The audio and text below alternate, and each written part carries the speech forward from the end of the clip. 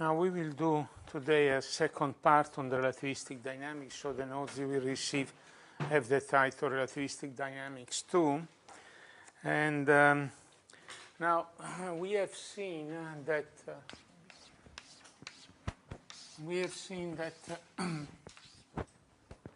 objects that transform exactly as the Lorentz transformation, we have called them 4 vector, and for example we use this notation where mu goes 1, 2, 3, 4.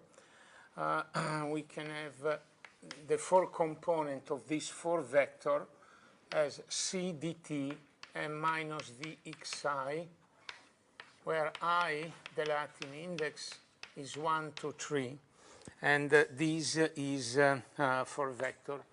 We yesterday said that if we define a 4 velocity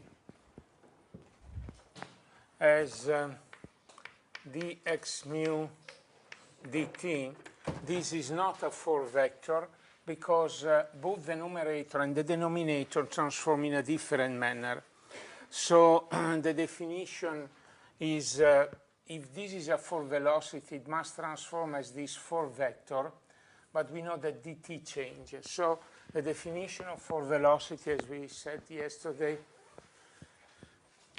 is different, and we use this definition, u mu equal defined as dx mu d proper time, and let me call the proper time in this manner, where ds square is equal to dct square minus dx square minus dy square minus dz square. Okay, and this is also equal to c square dt square, dt prime square, where this is in the frame moving with the particle.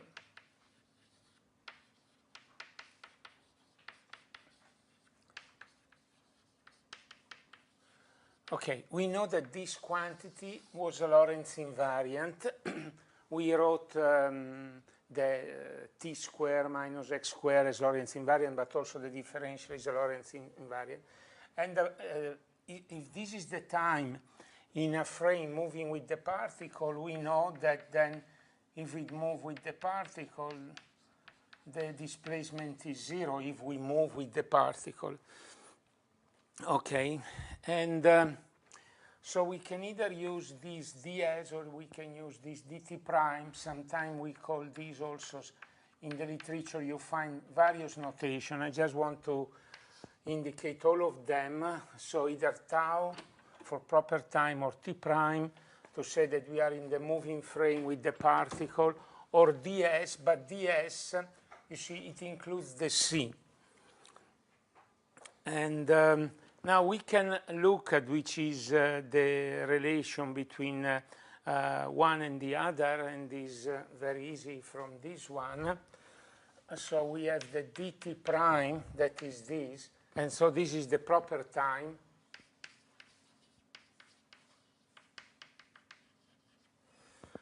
Dt prime is equal ds over c, and we have c square dt square minus dx square minus dy square minus dz square.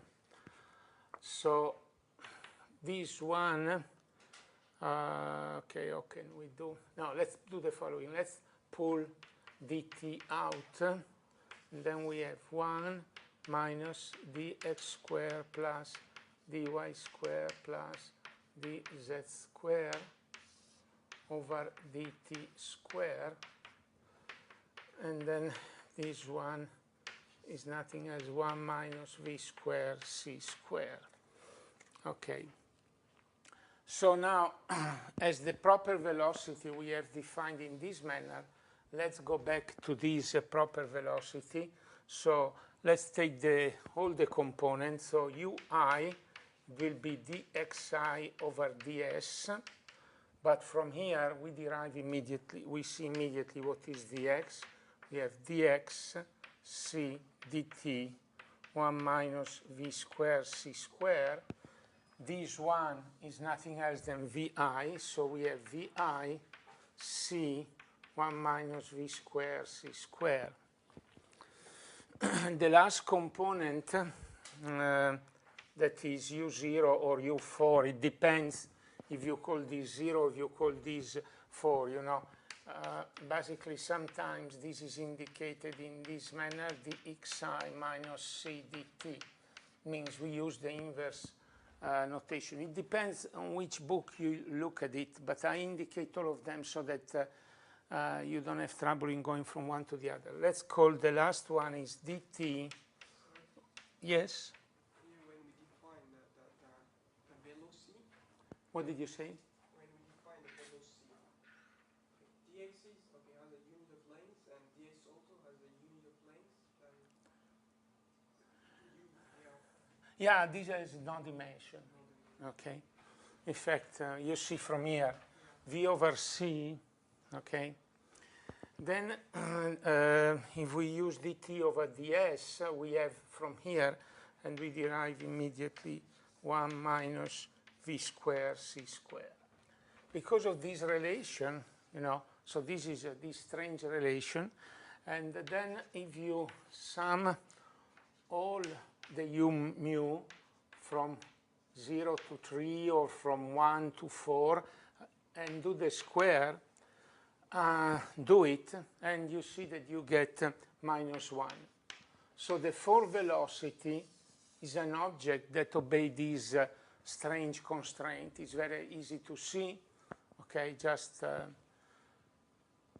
you do the square of all of them, and then you get this relation. Now, if you have this relation, now that we have the 4 velocity, what we can do is let's define the 4 acceleration as the following things. D mu of the 4 velocity over ds.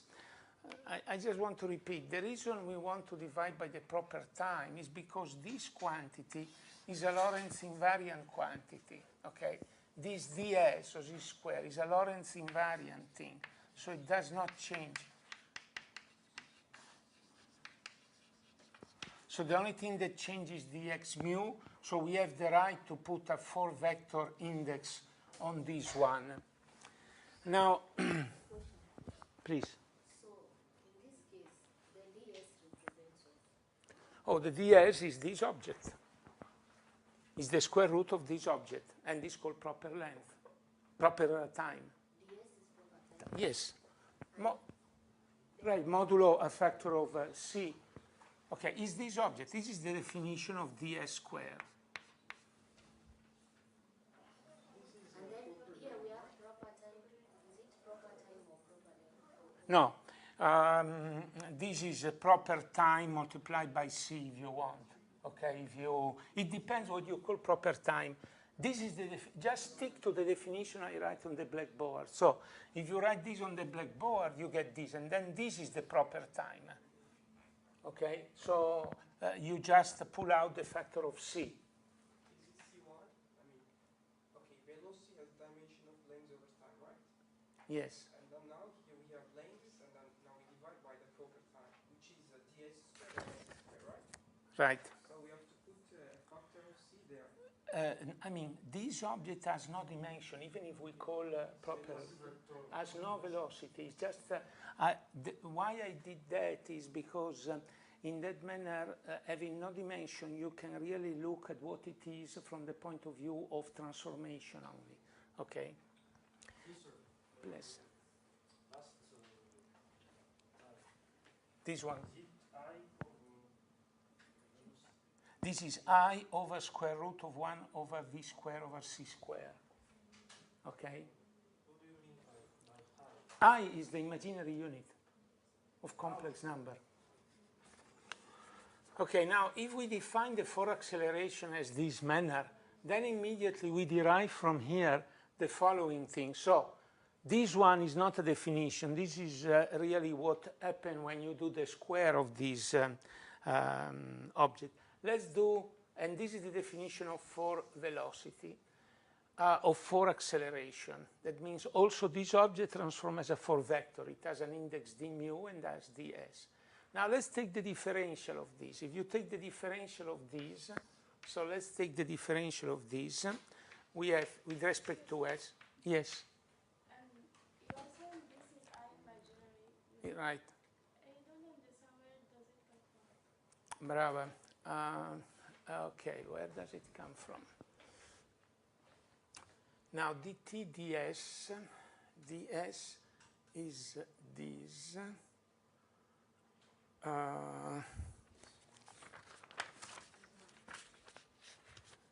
Just a moment. dt ds.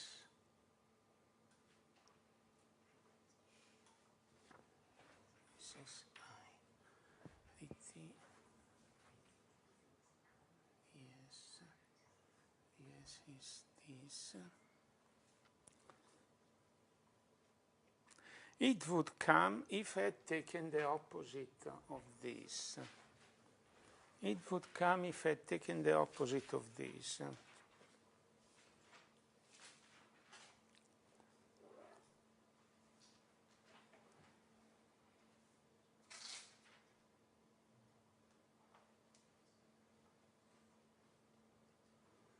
Okay, I don't want to waste time on this. I mean, I want to get the concept. So just check. There is this I, and then if I use this with the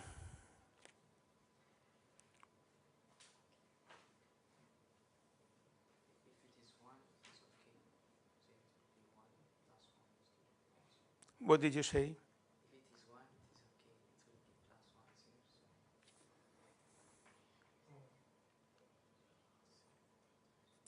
No, there is a problem here, but just there is a problem here. It might be that is due to the definition of this is with the plus, plus, plus, and minus here. So let's see if we do in this manner. Just a moment. Let me try to see if I do.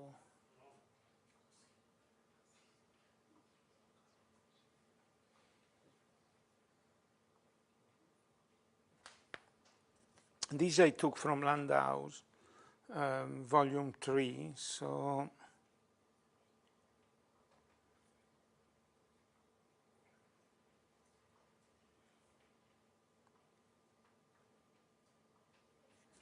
if I do, I change here and I get a minus, then I would get V, and then I bring out, there is an I here.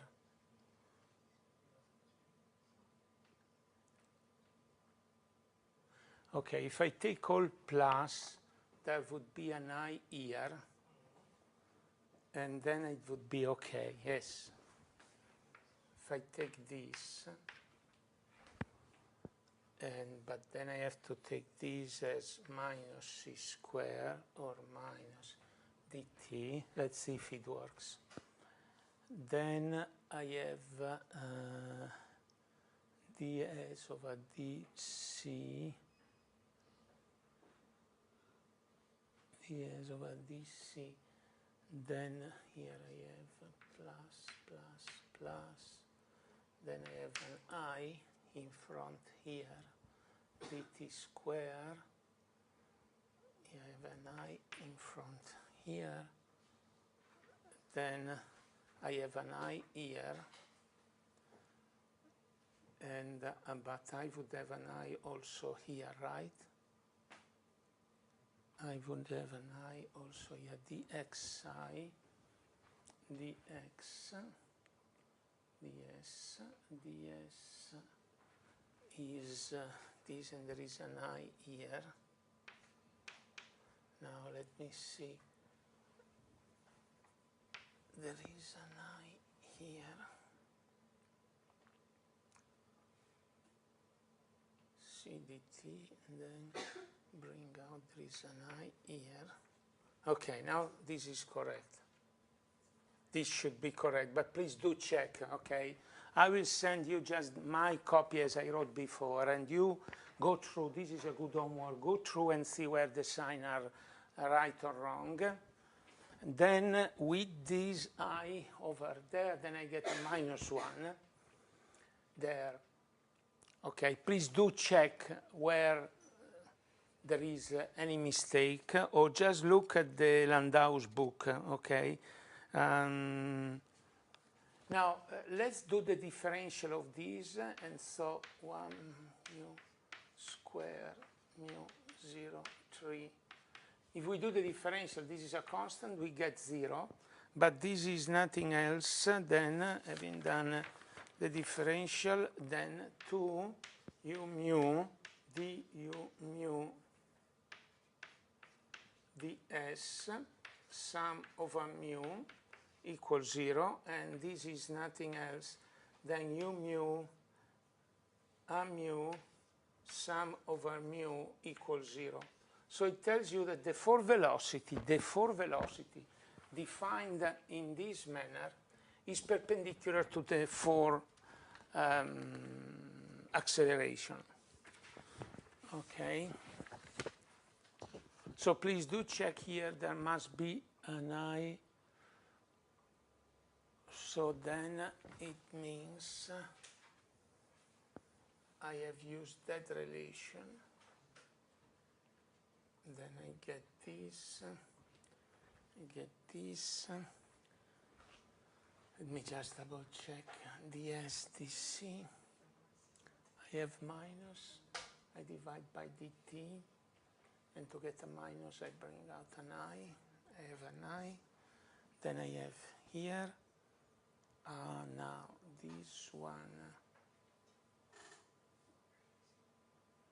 let's see, this one, dt, there is an I, and dt over ds, dt over ds is 4, and I get an I. Yeah, it should be correct with this, in this form, but just double check it, okay?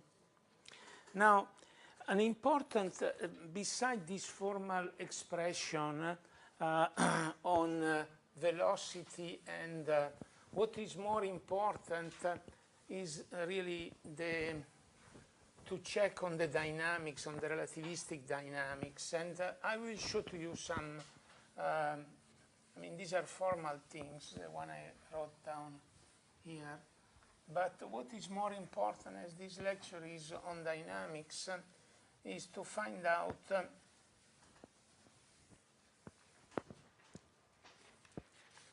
okay, so the first 2 pages that you will receive, there are some points to check, especially when you get to the relation of the four velocity. Double check it if it is +1 or -1 according to that I that appear. Okay. Now we want to concentrate anyhow on dynamics, on really what happens when you have some phenomena. And now what we will study is how to work in the center of mass system. And another concept that is very important, it is the one of threshold energy.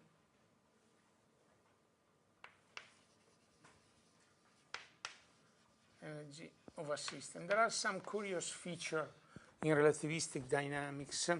For example, let's suppose we have a photon, a very energetic one, like a gamma ray, and let's suppose it produces what is called a pair. That means an electron and a positron. These are two particles that have the same mass. And now, of course, to have energy conservation, we need that the energy of the gamma ray must be equal, bigger or equal than 2 times the mass of the electron or of the positron. The mass of the electron and the positron are the same. Okay, the positron is the antiparticle of the electron. So we know for sure that the energy that it must have in order to produce these, even if we produce them at rest, it must be bigger than 2 times the mass, the energy content of these 2 objects. And the minimum energy content, beside the kinetic energy, the minimum energy content is given by the mass of this. But let's see, and let's go and look for this phenomena at the conservation of momenta.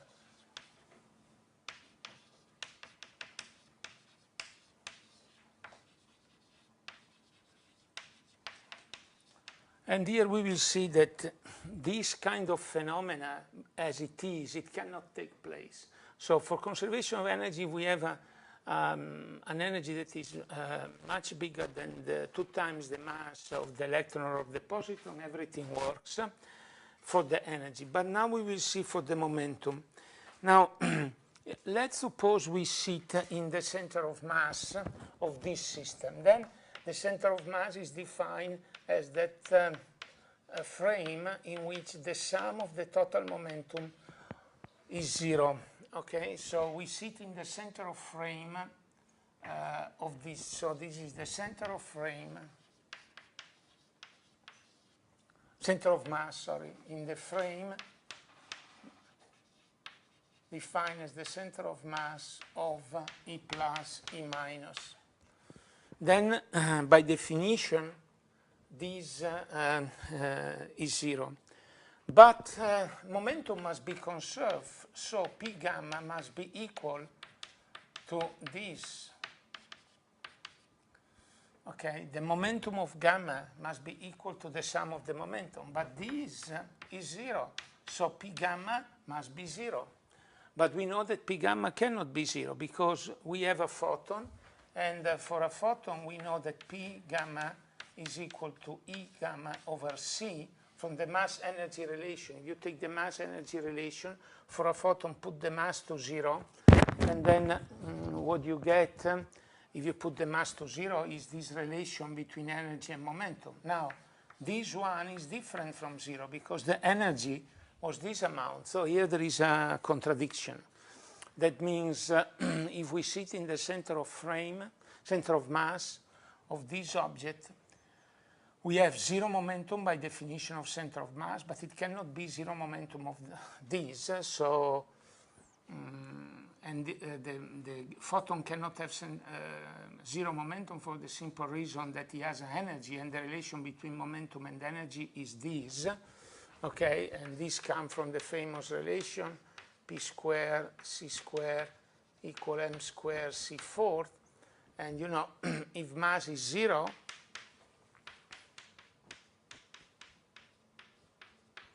then you have that E is equal to PC, or P is equal to EC.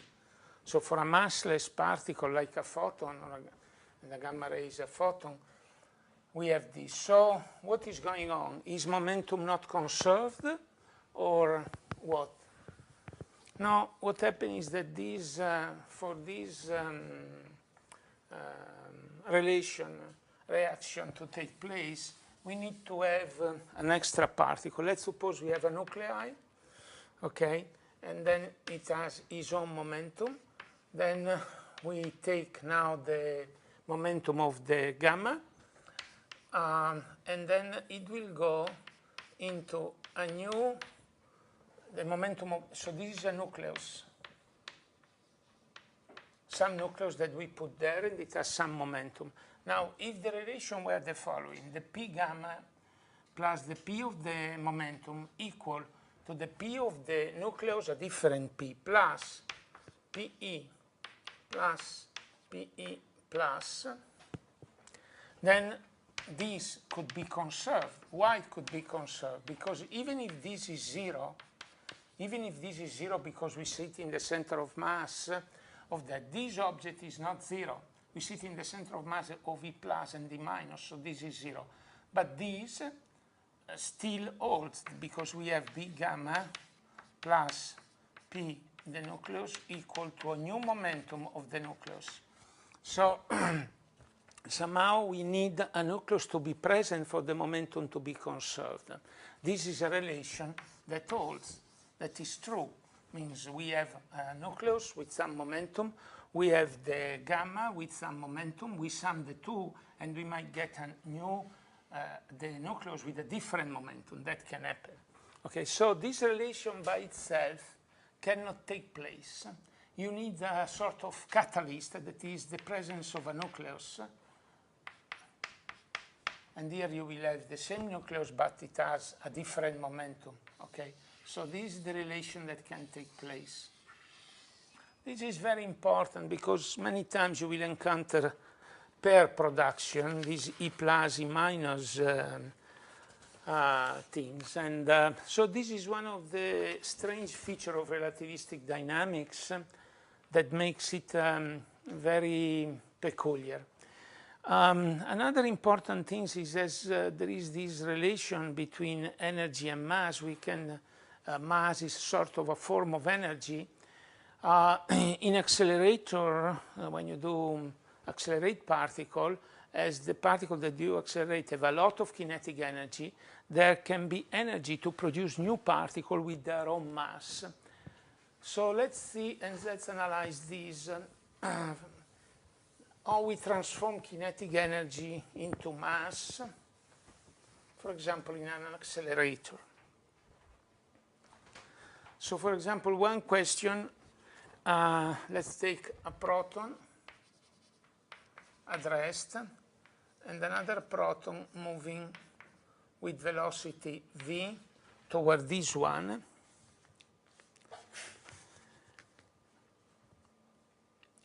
Let's make the hypothesis that these move fast, but this kinetic energy is non-relativistic. So let's suppose this kinetic energy is much less than the mass, than the energy stored in his own mass.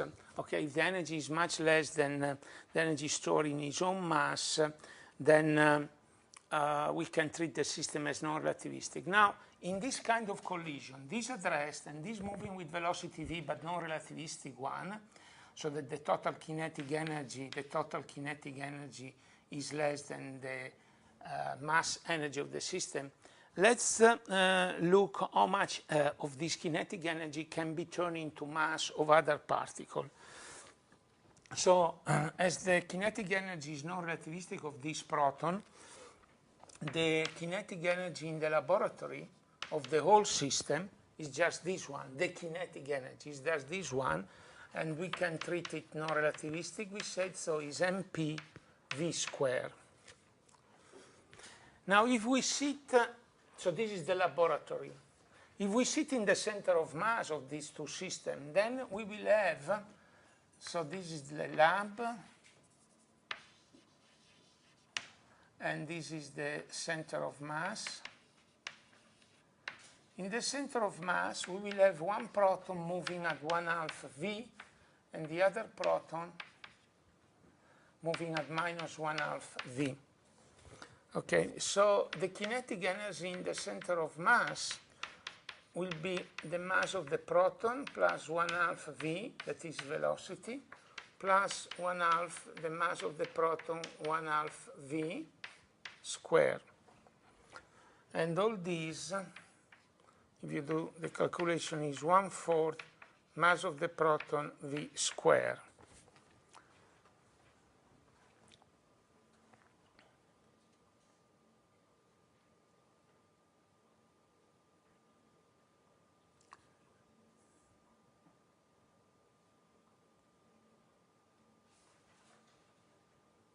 Now, our question was how much energy is available for production of new particle. You see, in the center of mass frame, we are in the center of mass frame.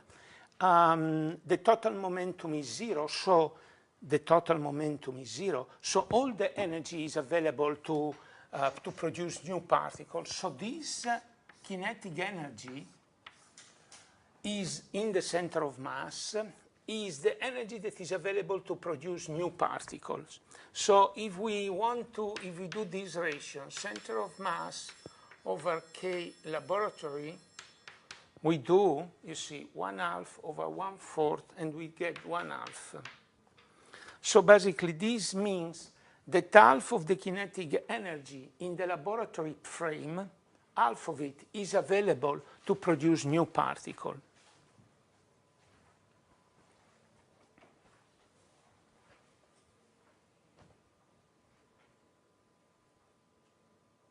Is it clear, this kind of reasoning? So in the center of mass, we see one particle going at the same speed as the other, but the other has opposite direction, okay? And all the energy there is available because basically the center of mass, we don't have any, if we take the total kinetic energy, this one can go into production of new particle, okay? And is this clear?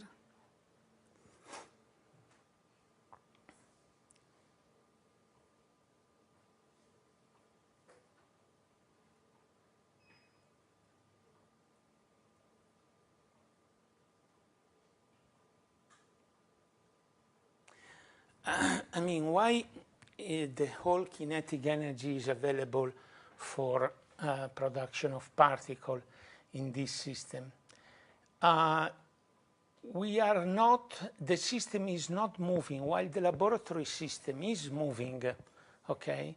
The laboratory system is moving, and that kinetic energy you cannot turn into mass. While here you have the two particles, and the kinetic energy that is the center of mass energy. This kinetic energy, nothing is taken of the kinetic energy to move this frame. Okay, so all the kinetic energy can go into production of new particle, new mass.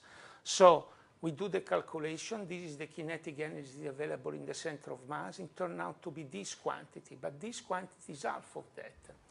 Okay, so we can say that only half of the laboratory kinetic energy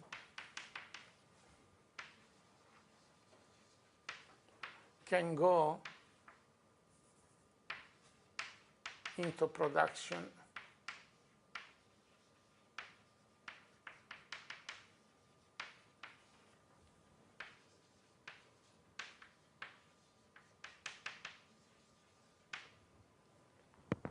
because this ratio is 1/2. So let's make an example. Let's suppose there are questions on this because this is a sort of subtle issue, but if you do particle physics, this is a very important concept.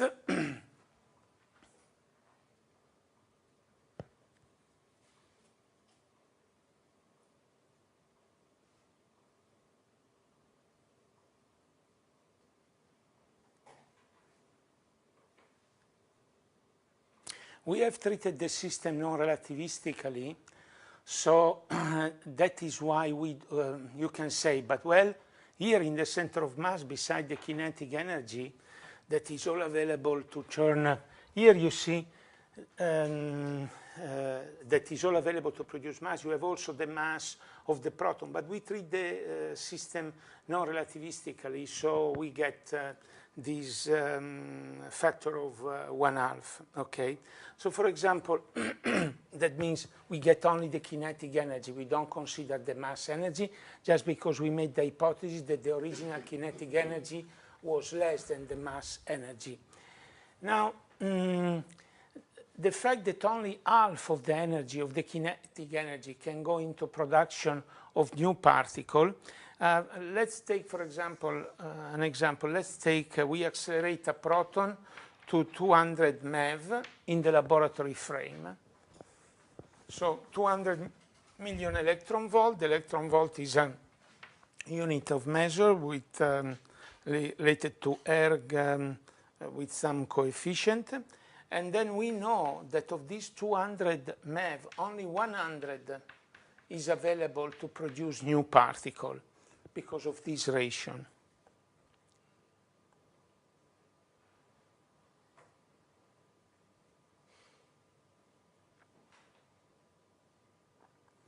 Now, we have already said that, for example, this quantity is also Lorentz invariant. It does not change if you go to another Lorentz frame.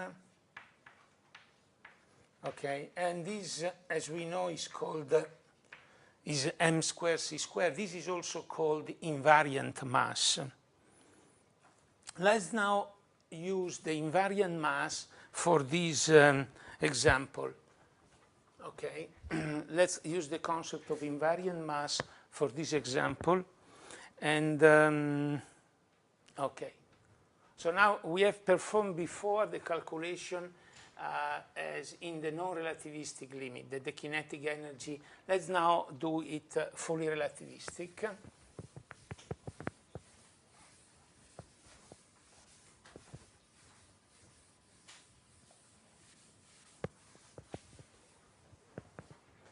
And let's use that relation that we have used, that E square minus P square C square. This is a Lorentz invariant.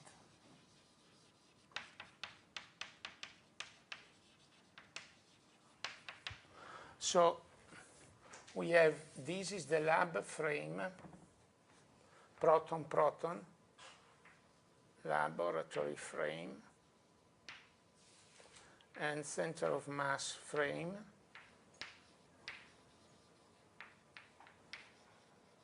In this center of mass frame,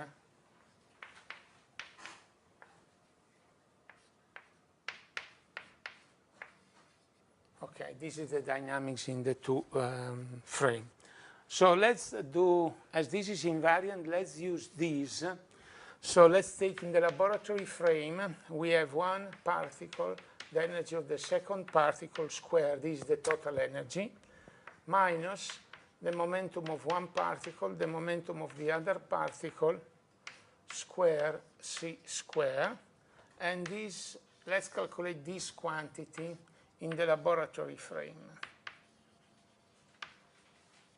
Now, as this is a Lorentz invariant, it means that if we change a frame moving with constant velocity, it does not change. So let's calculate the same quantity in the center of mass frame. So E1, E2 square minus P1 plus P2 C square, and let's calculate this in the center of mass frame. These two quantities are the same because this quantity is Lorentz invariant, so it does not change in moving from one frame to another. Now, in the center of mass frame, this by definition is zero. The sum of the total momentum is zero. In the lab frame, let's suppose this is proton 2 and this is proton 1. Proton 2 is addressed, so E2 is equal to its own mass. This is the energy of the proton 2 because it is addressed.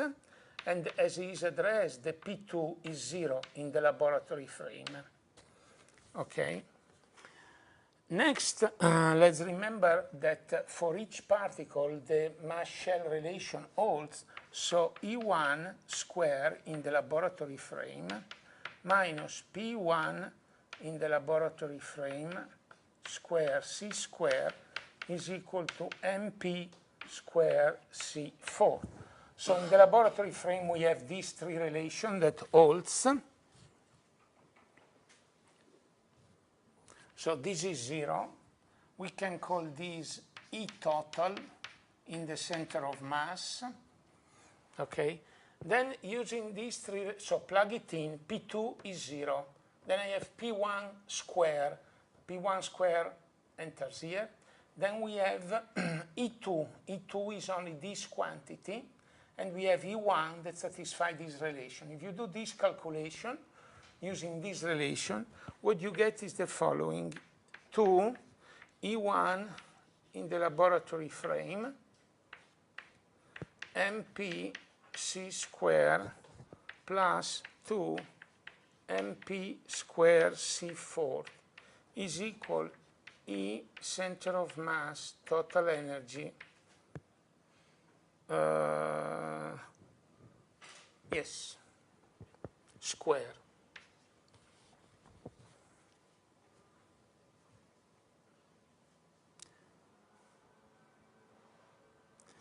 Now, let's, so we have got to this relation, but let's try to simplify it a little bit.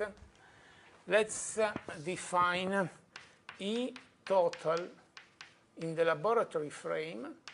It will be the E1 of particle 1 plus the mass, the energy contained in the mass of the second one. So the total energy in the laboratory frame will be the energy, the total energy, including its mass of particle 1 that is moving, plus the mass energy of plus the mass energy of the thing. So basically what we can do is, so this is the E1 in the laboratory frame, okay? Use this relation, you get E1 in the laboratory frame is equal to E total in the laboratory frame minus MP C square. Use it into this relation, and then it will get very simplified. It will get 2 E total in the laboratory frame MPC square is equal E center of mass total square. There is a 2. Okay? Just this is simple algebra, just redo it at home and check the various signs, but this is the final relation we get. And this final relation can be written in a more, we can write E total, center of mass, E total laboratory. Let's now go and with this relation calculate this ratio. Why we calculate this ratio? Because this is the ratio of the total energy available for production of new masses, and this is the total energy we had in the laboratory. If we do this relation using this, you get 2 MP C square divided by E total center of mass. And this measures the efficiency in producing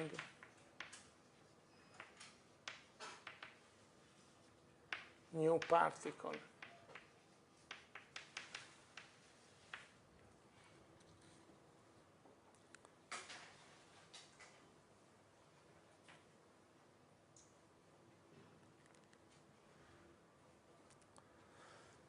Now let's do an example of this, okay? And you see the formula is different than the non-relativistic one. If you remember, in the non-relativistic one, it was strictly 1/2, while here it is different. It is this object, and actually it is less. So let's suppose we want to get in the center of mass, okay, so we want to get a total energy of 20 GeV in the center of mass. So that means this is the total energy in the center of mass that we would like to have. And for a proton, and the proton we know that mc square is 1 GeV. Let's see how much energy we need in the laboratory, okay? Okay, is this correct? Yes. E laboratory. Okay. E laboratory. Center of mass total is this. Just a moment.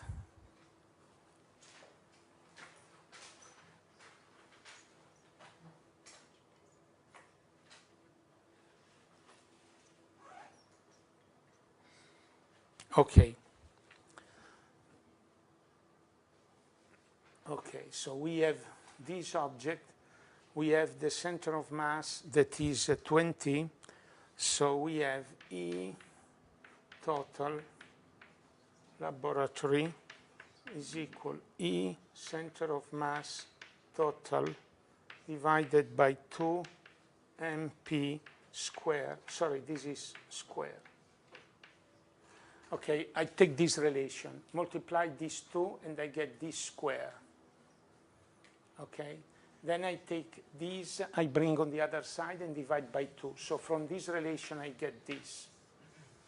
Now, let's suppose in the center of mass, this is the mass of the proton. So this is the mass of the proton, so it's 1 GeV times 2. This is the center of mass energy that I wanted, that is the new energy I need to produce new particle. I have 20 square over 2, and this is 200 GeV.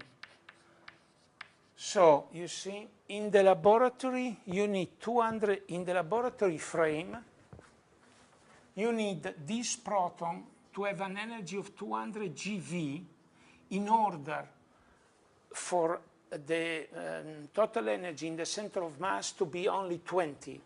So that means, you see, the efficiency is very low. It's much lower than in the non-relativistic case that was 1/2. This number is 200, and so you see. So if we do the calculation relativistically to calculate how much energy you need, for example, here we wanted 20 GeV available in the center of mass to produce new particle. In order to have 20 GeV, you need in the laboratory frame to shoot a proton at such high energy, 200 GeV. That is why in most accelerator, people don't use a fixed target accelerator where they shoot proton against a fixed target, but they use center of mass. That means they use a particle that move, they have a particle that move one against the other, so they sit in the center of mass frame, because otherwise a loss of energy is really lost. We had 200 GeV and only 20 available to produce new particle if we work in the center of mass frame. So, you know, these are the real application you will be using if you do particle physics, and this explains why it's much better in accelerator to have that both particle that you scatter one against the other moving in opposite direction and not fixed target accelerator. Now, one things that we will do today also in the field of scattering, okay, so here the last step, if you don't understand the last step, what I've done is I've multiplied this by this, and I got E center of mass total square, and then I have got this, divided, bring this down and this up there, and I get this relation. Then I put in that I wanted in the center of mass to have 20 GeV available, so I put 20, that is squared, it gets 400, and below I have 2 MP squared, but the mass of the proton is 1 GeV, and so I get that number. Please. From the question we had 200 mega, and you wrote the part you erased, you wrote 200. No, that was the other case. Before we treated the non-relativistic case, and we said that was another case. If we had a 200 GeV proton, we realized that we had available in the center of mass only 100, but that was a calculation done non-relativistically. So there was a lot of energy. Half of it is available in the center of mass to produce new particles. Then I said, let's go now and do the things relativistically. And there I forgot about the 200 GeV. I just said, let's have 20 GeV available in the center of mass to produce new particle. Okay, so those two numbers are different. What you can do as an exercise is take the previous number that were the non-relativistic one, plug it in, and see how much is available. But you will see that the ratio is much lower than 1/2. Okay? So the two problems and the two numbers are totally decoupled. Please. Okay, what the reason you have less energy in the Relativistic case is just, you know, I think is the following. We have less because you know, while in the relativistic case you have conservation of energy and you have only these two pieces, Okay, in the relativistic case, you have to consider this and you have to subtract these two pieces. So that, I think, is the real reason why the efficiency in the relativistic case is less. But on the other hand, is the, I mean, is the calculation that tells you that. And I mean, I don't see any physical reason except the fact that the quantity that does not change under a Lorentz frame is this quantity that has this minus here. So, Another question. please. Is that the only reason that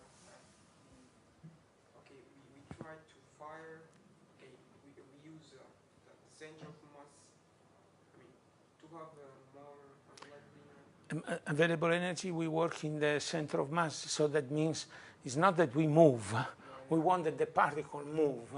So that means, as in the center of mass energy, you have, in this case, you have seen how little we had to shoot at 400 to get 20 GeV available for new particles. So we sit in this, but instead of sitting in this frame, what we do is we have the particle moving one against the other, accelerating them in opposite direction. Yeah, but okay, to accelerate the two particles, we have to put some energy, right? You have to? We have to put some momentum. I mean, we have to put some energy, right? To fire. Yes, yes. And here in the first case, we just let the one part just to sit there, Right. and then we fire from the other side. So, I mean, how much is? I mean, in this case, we also put some energy, and I don't know. No, but the energy that we put here is all available to produce particles. So here, to have 20 GeV, we wanted to have 20 GeV, right? We accelerate this to 10 GeV and this to 10 GeV, so it's not much.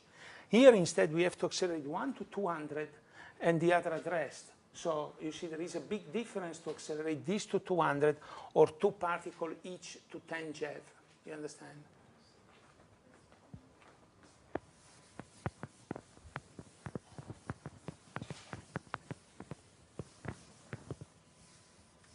Yes, please. Sorry, I didn't understand why the energy that is available to generate new particles is the one that is in the center of mass. Because you see, in the center of mass, if you compare these two frames, look at these two frames. This is a frame that moves. The laboratory frame moves somehow, okay, because this object moves. So in the center of mass frame is at rest with respect to the two particles. So basically, all the energy can do whatever you want because you don't have to spend anything in kinetic energy of the frame. You understand? While here, this moves and you have to keep moving, okay, because the momentum has to be conserved, the total momentum has to be conserved. Here, you see, basically there is, here the total momentum is 0. So that means we don't have to produce any further kinetic energy. It was 0, we don't have to, so 0 kinetic energy, 0 momentum actually, but we don't have to produce any extra momentum. So everything can go into mass production, okay?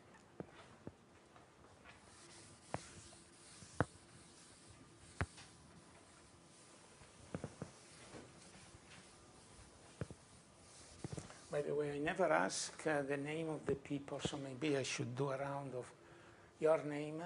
I remember. But now, I mean, I know, but I don't remember, but okay. Sarah. And which country you come from each? I'm from Ethiopia. Ethiopia? I am from Bolivia. Bolivia?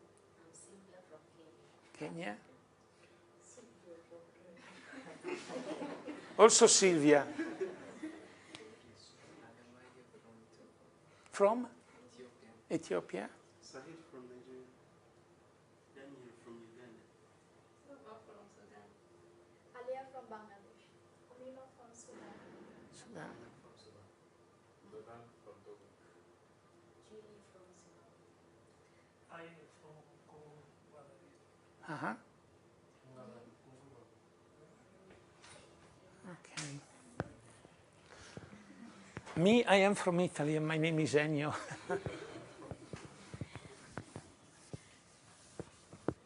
Okay.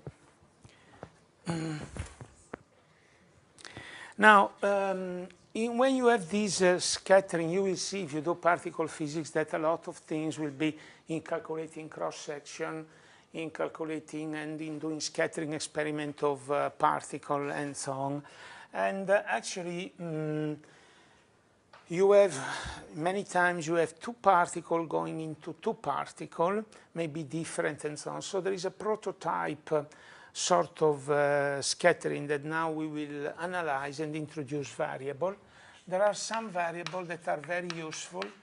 Mandelstam variable.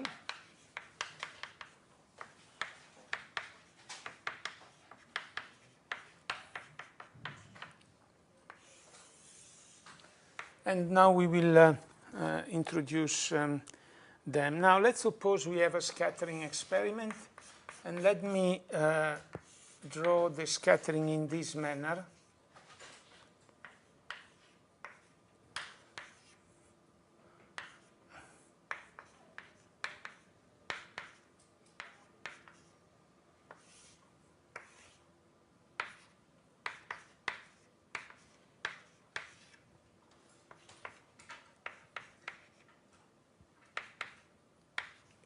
Okay, so let's suppose we have particle 1 and particle 2 entering some interaction area where we don't know what. Usually when you write a blob like that, it means you don't know what is going on, but somehow some interaction is going on. And then two new particles come out. Just for convention, instead of indicating many times, well, they come out, so they should go in that direction. It doesn't matter. We indicate by convention their momentum all pointing toward the interaction area. So we have two particles, P1 and P2, going into P3 and P4. Their physical momentum will be opposite than this, but we will indicate that, I mean, a momentum P, I can indicate minus P. Okay, so by convention, we indicate it always, all the momentum toward and so this is the laboratory frame. So in the laboratory frame, we use this convention. Now let's go in the center of mass frame. In the center of mass frame, these are the two incoming particles, but in the center of mass frame, one moves with opposite than the other.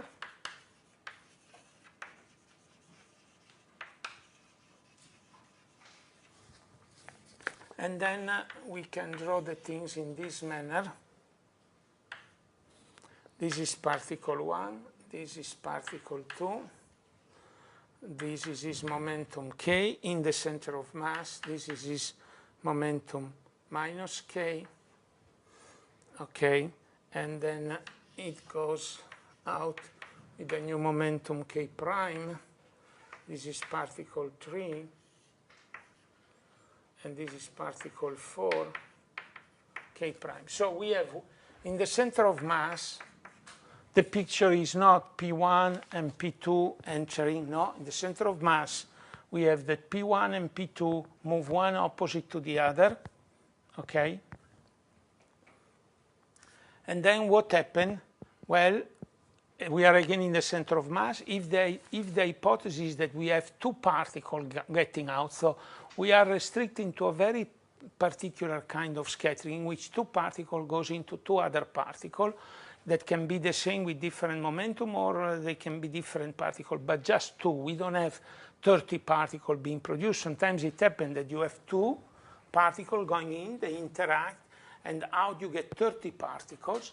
It doesn't matter the number of particles. The number of particles is not a conserved number. This is what we have learned from the 50s on. The number of particles is not a conserved quantity. It's important that the momentum and the total energy is conserved, okay? But so let's restrict ourselves to a case in which there are two particles going into two particles.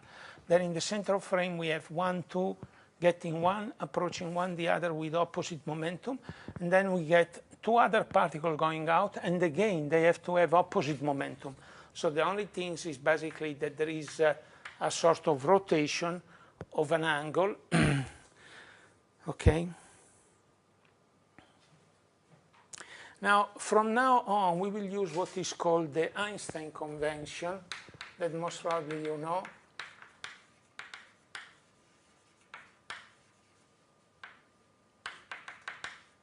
The Einstein convention is that if I sum, I don't put, before I used to put the sum in the sign. If I don't put the sum sign, but the index are one across the other, then this means sum x mu, okay? So I don't put.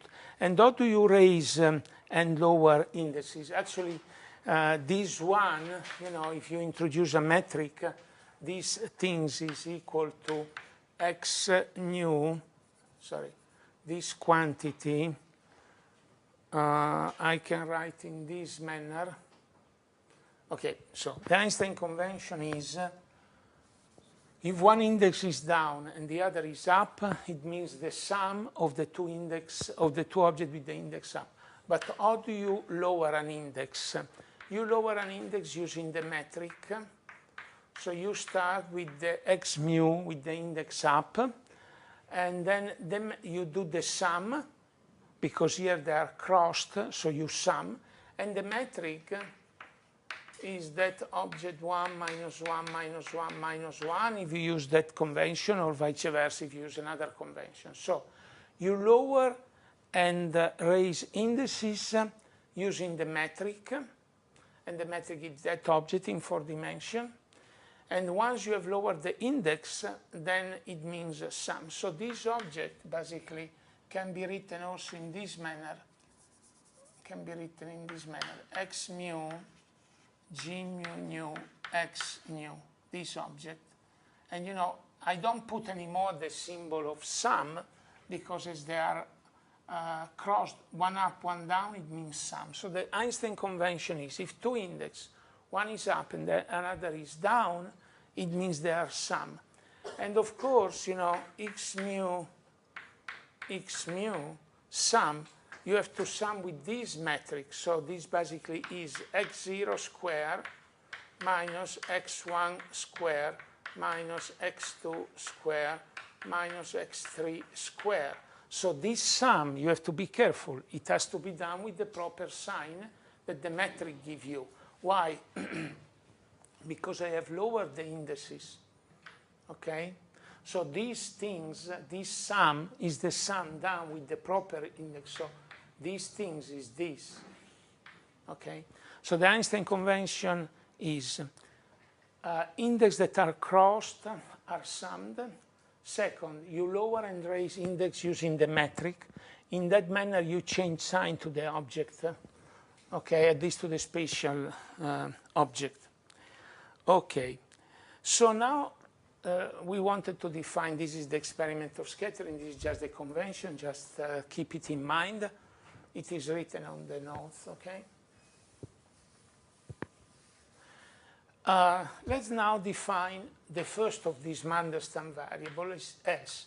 This is the first Mandelstam variable, and is defined in this manner, P1 plus P2, but not the 3 momentum, the 4 momentum, plus P1 plus P2 mu. So this is P1 0 plus P2 0 square minus P1 plus P2 square.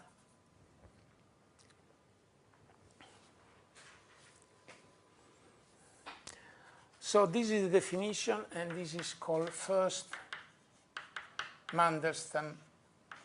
Mandelstam is a physicist. Variables.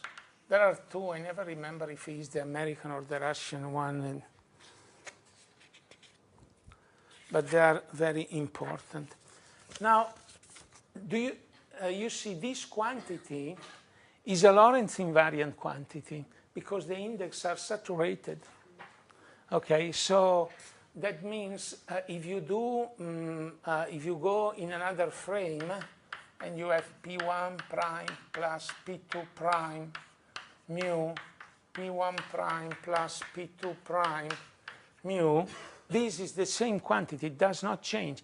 It's like in rotation. This quantity is like for example, let's suppose, let's not work in 4 dimensions, let's work in 3 dimensions.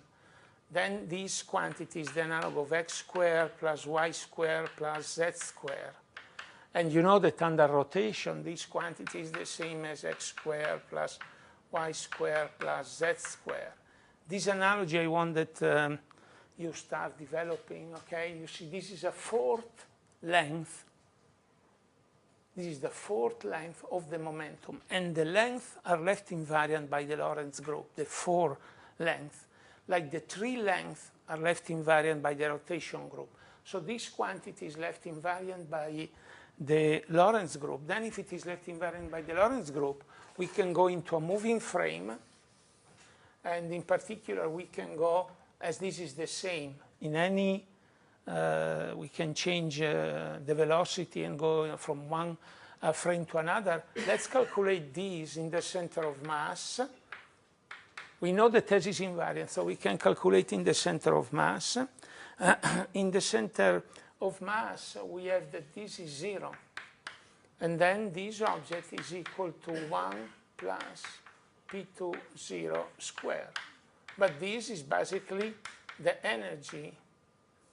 Okay, let's suppose C equal 1. This is the energy square. So sometimes this S variable, that is the first Mandelstam variable, is also called invariant energy. Why? Energy, because in the center of mass is energy. Invariant, because it's Lorentz invariant.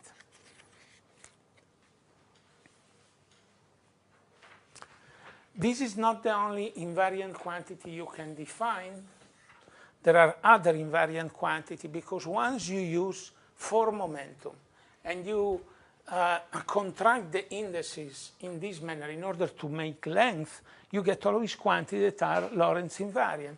So let's introduce this second quantity. This is the second Mandelstam variable.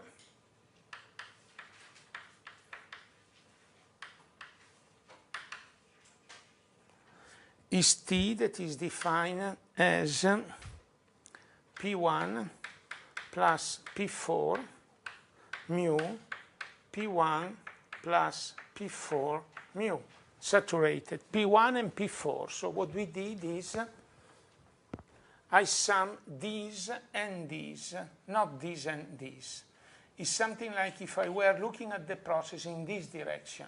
You know, this is the normal direction of time. If you look at the, in this direction, that's, you get that this is, well, first of all, so this is the second Mandelstam variable. While it is relativistic, it is Lorentz invariant.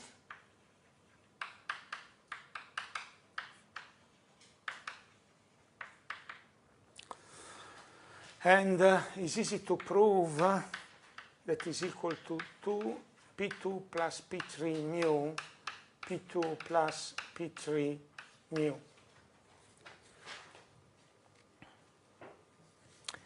And so is Lorentz invariant. It does not change if you move from one frame to another. And this, if it is the sort of invariant energy, if you look at the process from this direction, you see, if you look at this direction, you have particle 1 and particle 2 scattering. If you look from this direction, like if this were a different time, you would have P1 and P4. So that somehow this is something like the invariant energy in this channel.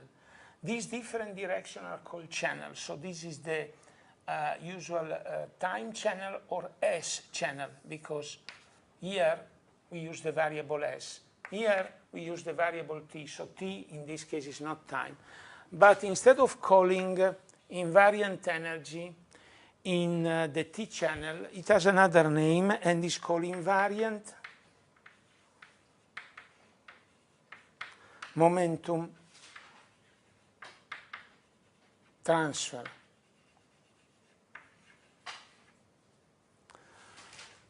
Why momentum transfer? Imagine that particle 4 and particle 1 are the same.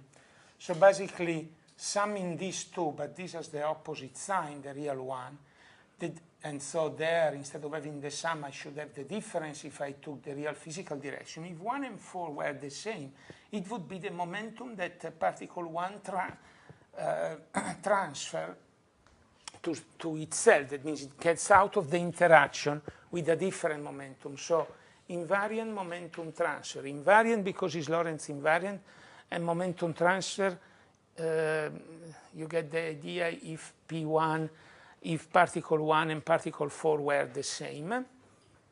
Okay, so this is the second Mandelstam variable. The third one,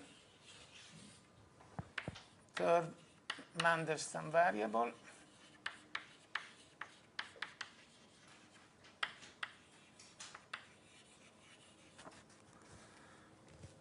oh, by the way, you can calculate the C in the center of mass as we did for the S. So if you take the T in the center of mass, you get K minus K prime mu, K minus K prime mu.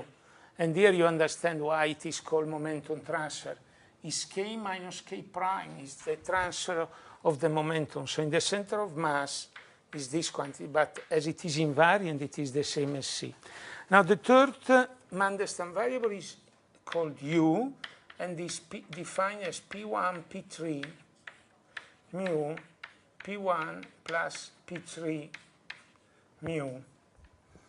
Okay, and this is called invariant because it does not change under Lorentz transformation. Exchange momentum transfer. Why? So invariant because of Lorentz invariant. Momentum transfer because it's the momentum transfer from one particle to another, but now you have exchanged the particle, okay? So these are the three Mandelstam variables. They are very important because they are Lorentz invariant. And the most significant one is S because it's the invariant energy of the system. You know, but you can say that also this is like the energy of the system if you look at the process from this direction, okay, or from this direction. The last one, the U variable, is like if you look at the process looking at these two particles. Okay, now these S, T, and U are not really independent variable. Let me cancel here. It is easy to prove, I don't know if I left, yes, I left as an homework. It's easy to prove the following things, that S plus T plus U is equal to the sum of the four masses involved. So imagine that this one has a mass M2, this one has a mass M1, this one has a mass S4, and this one has a mass M3. Then this quantity, and you see, the masses are invariant quantity. These are the rest mass, are invariant quantity, the sum of the four. So this is a constraint that the three things satisfy. Now, how do you prove this? Once you have the definition, remember the following, that whatever is the particle, I goes from 1 to 4. So I tells you the different particle. You know that this one, that this relation holds. This relation is the equivalent of E squared minus P squared equal M squared if we don't want to put, if we put C equal 1. So this is the mass shell relation. Mass shell relation. So to prove this is the homework. To prove this, use the fact that each of the particles is in its own mass shell. Second, if you take particle 1 mu plus particle 2 mu plus particle 3 mu plus particle 4 mu, this one is equal 0, okay? Because we have the two incoming momentum. The conservation of momentum tells me the sum of these two must be equal to the sum of the other two, but as we have put the opposite sign. That means P1 plus P2 must be equal to minus P3 minus P4 because of this strange direction. So from the right-hand side, you put on the left-hand side, and you get this. This is the conservation in the lab frame of the momentum. So these are the two ingredients you have to use to prove this and the definition. Now these Mandelstam variables are really very important because you will see in all the quantity that you measure must be Lorentz invariant. You don't want to measure a quantity and then somebody else in another frame find another number. Okay, so you have to express all the quantity like cross-section and so on and so forth, always in terms of invariant quantity. And for a kind of scattering of this sort, two particles going into two particles, the Mandelstam variable are the main ingredient. Okay, now in the 15 minutes that are left, we will go back to lecture 2, in which we introduce the concept of group. It was an introduction, but we will do it now instead of at the end of lecture 2. So go to the note of lecture 2, and there, in these 15 minutes, we will just do that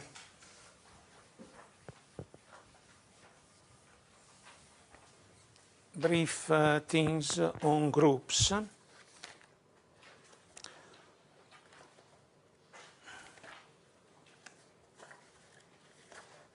Okay.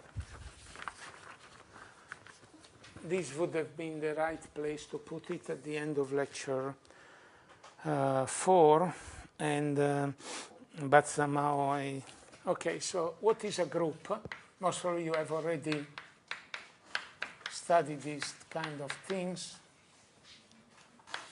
Group structure. Well, it's a set, and let's call this set capital G or italic G. I don't know how to. Let's call it italic G, and it has some property. Let's suppose first, let's take an element belonging to G and another element belonging to G. Then it is defined an operation. There is an operation defined. So a set is a group structure if it has these three properties. The first one is there is an operation defined such that A multiplied, let's call this operation multiplication, but it's not the multiplication among real number, you get a C that still belongs to the group, okay? So the first hypothesis is a set is as a group structure if it exists an operation such that, so it exists an operation that I indicate with this cross, such that taking two elements of the group, combining them with this operation, we get a new element of the group. That means with that operation, we don't go out of the group. The second property is there exists an element E belonging to G such that E cross A is equal to A cross E and is equal to A. This is called identity or neutral number.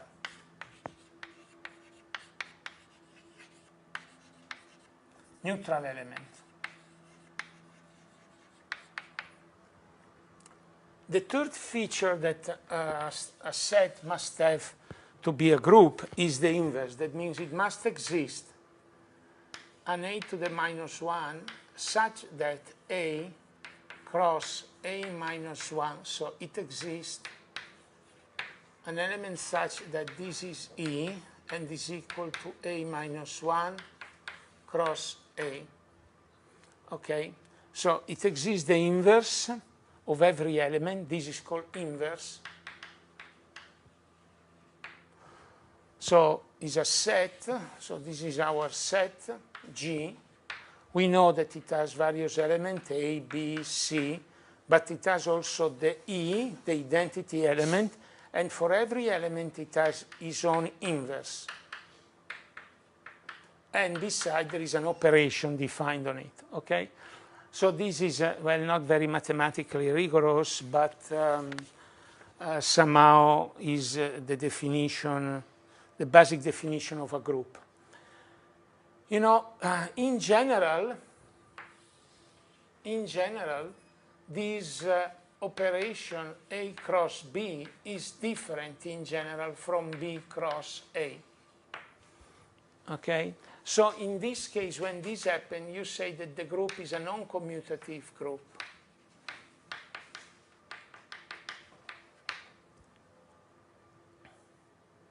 But there are groups that are commutative. That means you change the order and nothing changed. This is called commutative group.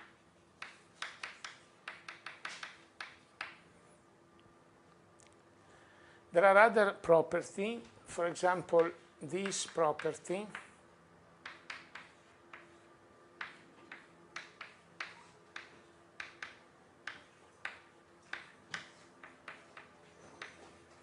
Now, if a group does not obey this law, you call it non-associative.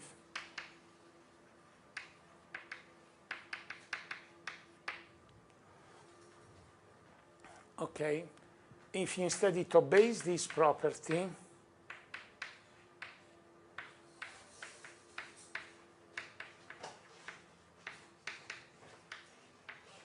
then you call it associative group. And so on. Now let's make some examples so that from these abstract things you go down to more basic things. Okay, so examples. Well, let's take as a set the set of integer number. Okay, and as operation, the usual plus. Then this it means positive and negative integer number.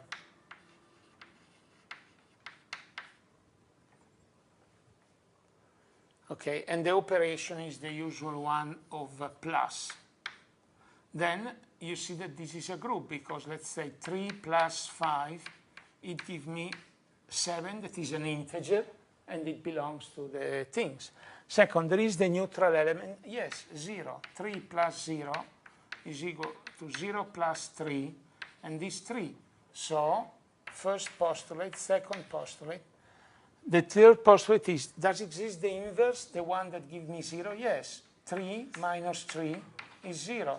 So it has, this has for sure, the set of integer has for sure the group structure. Yes? Okay, so let's take a set, the set of positive and negative integer number. Let's take as abstract operation the one of plus.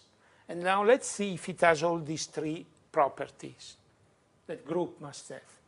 So the first property is two elements in this, if you combine with this operation, must give me an element, you see, two elements A and B belonging to this. If you combine, must give me an element belonging still to G. We don't go out of the group. Does it happen in this set? Yes. If we take 3, it is an integer, sum with another integer, 5, we get 7 that still belong to the group, is an integer. Okay? Now, let's see the second thing. Does it exist a neutral element? That means an element such that if you combine with any element, give me the same element? Yes, the 0. 3 plus 0 is equal 0 plus 3 and is equal 3. So it respects this property.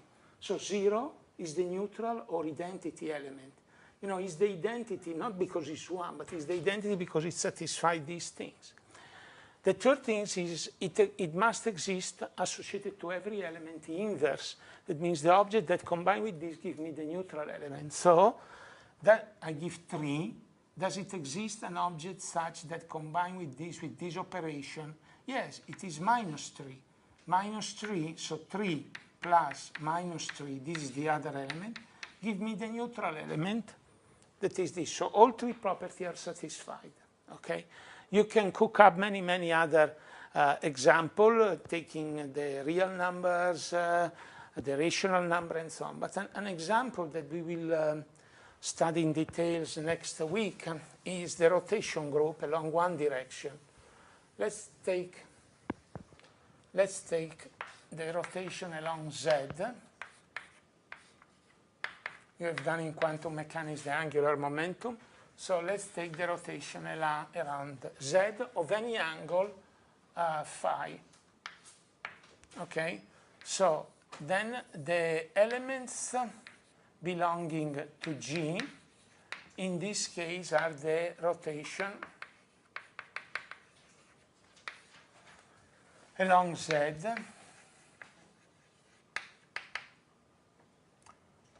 of an arbitrary angle.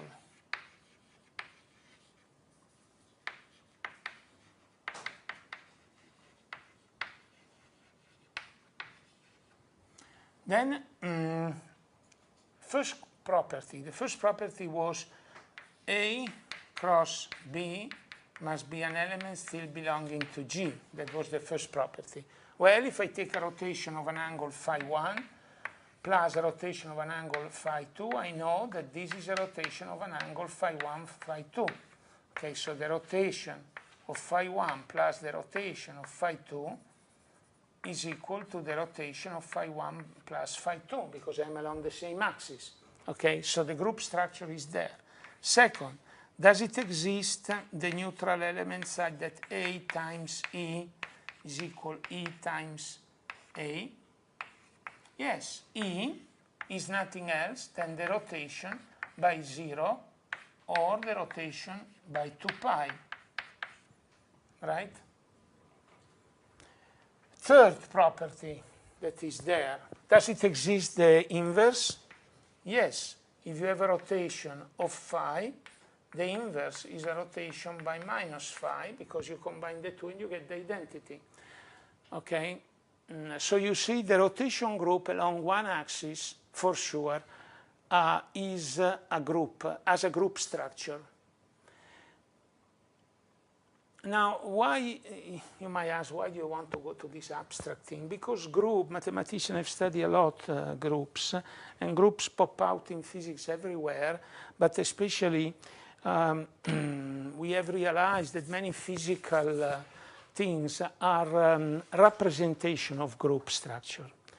Okay, so I will send him in half an hour the notes, but remember that there are problems of I, minus, and so on in the first page. So fix it, okay? And, you know, it's a good exercise. That means here something went wrong. Now, if you cannot fix it, I took it from volume 3 of the 3 books I suggested. I took it from volume 3, and maybe I took many years ago, then I copy from my note, and then from my note, and then from my note. And, you know, mistakes come in when you copy things. You know, like the gene, our genetic system, the mistakes is because the gene reproduce themselves continuously, and in copying, they do mistake. So the mistakes are done in copying, and I did the mistakes here. But you fix it, because it's a good homework, you know. I don't do because I don't have time. That is also one reason, because I have other class to teach and so on. But because it's a good exercise for you, okay? And remember, one thing that there might be important is that sometimes some books use this notation. For example, x squared plus y squared plus z squared minus c squared t squared is the famous Lorentz invariant. Then they say, well, look, the metric, instead of putting this minus, we do the following, ICT square. Then we have plus, plus, plus, and plus, but there is an I here. So watch out, because sometimes they use this, sometimes they use the inverse things, plus CT minus all the rest, and sometimes, and I think this is the case of Landau, he use complex imaginary things, okay? And then it might be that is where I did mistakes. So, but I will send with the mistakes so that, please. What is the use of this Mandelstam variables? Yes. What is the reason? Use. Oh, the use is because they are Lorentz invariant, and whenever you describe scattering, calculate cross-section and so on and so forth, and you will do that a lot in particle physics in the future if you study particle physics. You have to express, as I said, all quantity in terms of Lorentz invariant things. That means if I calculate a cross-section, that must be the same in every frame of reference because that is an observable thing. So it has to be expressed in terms of Lorentz invariant quantity. In the case of that particular scattering, 2 into 2, the 3 Lorentz invariant quantity are the 3 Mandelstam variable. Okay, so I said that maybe I said too quickly. So all the quantity have to be written in Lorentz invariant term. In that kind of scattering, the 3 Lorentz invariant quantity are the Mandelstam variable. Okay. How do we take care of the number of particles that are created? Oh, well, that you need what is called quantum field theory, and you will do it in next year. You know, quantum field theory is, it tells you somehow that in the vacuum, that there are vacuum fluctuations where pair creation are produced, and all what quantum field theory, that means the quantized theory of fields, you have seen electrodynamics, okay? Now quantize it, and then you get quantum electrodynamics. Then one phenomena that come out is that you can have pair creation, one gamma going into E plus and D minus, and you see from one particle I went into 2 particles, okay? Or from gamma plus a nucleus I went into the nucleus plus thing. It changed the number of particles from 2 to 3. How it is taken care is taken care by quantum field theory that introduce an object is the creation operator, like God, a creation operator that creates from vacuum a new particle, okay? So you will develop that formalism. I mean, it's too simple to explain. You have to see